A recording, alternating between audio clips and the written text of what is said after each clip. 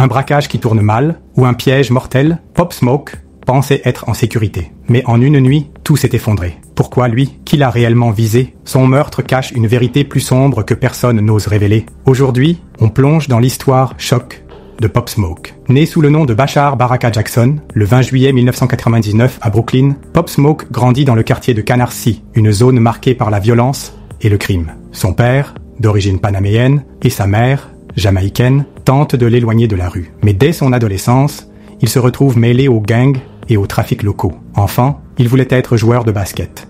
Mais une maladie cardiaque détectée à l'adolescence met fin à ses ambitions sportives. Privé de son rêve, il se tourne vers la musique. En 2018, il enregistre ses premiers morceaux en studio. Il expérimente différents styles avant de découvrir la drill britannique, un genre qu'il va s'approprier avec son propre style agressif et sombre. Ses premiers morceaux passent inaperçus, mais il continue d'enregistrer, perfectionnant son flow et son énergie unique. En 2019, Welcome to the Party explose. Le morceau devient un hymne dans les rues de New York et attire l'attention de figures majeures de l'industrie musicale. Nicki Minaj et Skepta remixent ses titres, Travis Scott le prend sous son aile et l'intègre à son projet Jack Boys. Pop Smoke est en train de devenir une superstar. Son premier projet, Meet the Woo, est un succès et la suite, Meet the Woo 2, cartonne encore plus. Il s'apprête à devenir l'un des rappeurs les plus influents de la nouvelle génération. Mais derrière le succès, les tensions augmentent. Il commence également à se diversifier, collaboration avec des artistes internationaux, exploration de nouveaux styles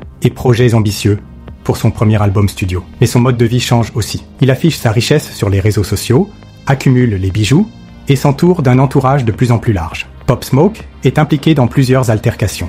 Son ascension rapide attire des jalousies. En janvier 2020, il est arrêté pour avoir prétendument volé une Rolls-Royce. Il est relâché sous caution, mais cet événement montre que son style de vie attire de plus en plus l'attention des autorités et des gangs rivaux. Il commence aussi à recevoir des menaces. Certains pensent qu'il s'est fait des ennemis en quittant Brooklyn pour Los Angeles. D'autres avancent l'idée qu'il aurait refusé de payer une taxe de rue imposée par certains groupes criminels. Ces tensions restent floues, mais elles créent un climat de plus en plus dangereux autour de lui. Pop Smoke, lui-même, semble sentir le danger. Il commence à parler de sécurité, de méfiance envers certaines personnes de son entourage. Mais est-ce trop tard? Le 19 février 2020, Pop Smoke séjourne dans une villa luxueuse louée à Los Angeles. Dans la journée, il partage plusieurs stories Instagram sans faire attention à un détail. Son adresse est visible sur l'emballage d'un colis, un détail qui va lui coûter la vie. Quelques heures plus tard, à 4 heures du matin, un groupe de 4 hommes armés pénètre dans la maison.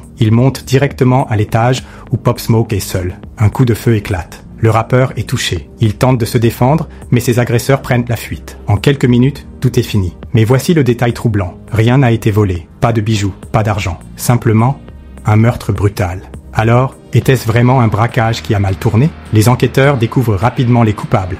Un groupe de jeunes, dont certains mineurs, qu'il avait repéré grâce à sa story Instagram. Mais une question persiste. Pourquoi un tel acharnement? Pourquoi ne rien voler? Certains pensent que Pop Smoke était une cible. Un règlement de compte déguisé en braquage raté, un coup organisé par des ennemis de l'ombre, le mystère plane encore. Des théories circulent, une vengeance d'un gang rival, une trahison venant de l'intérieur de son entourage. Certains éléments de l'enquête restent encore flous et suscitent de nombreuses interrogations. Même après sa mort, l'influence de Pop Smoke continue de grandir. Son album posthume Shoot for the Stars, Aim for the Moon devient un immense succès et marque une nouvelle ère pour la drill new-yorkaise. De nombreux artistes s'inspirent de son flow et de son énergie unique. Son style continue d'influencer la musique actuelle et son nom reste gravé dans l'histoire du rap. Des morceaux inédits continuent d'émerger et sa voix résonne encore dans le rap game. Sa tragédie a aussi mis en lumière les dangers de l'exposition sur les réseaux sociaux et les tensions dans l'industrie musicale. Pop Smoke était plus qu'un rappeur. Il incarnait un mouvement, une révolution musicale. Sa mort soulève encore des questions et son héritage reste intact. Que pensez-vous de cette affaire? Simple cambriolage ou meurtre prémédité? Dites-le en commentaire. Et si vous voulez d'autres histoires chocs, abonnez-vous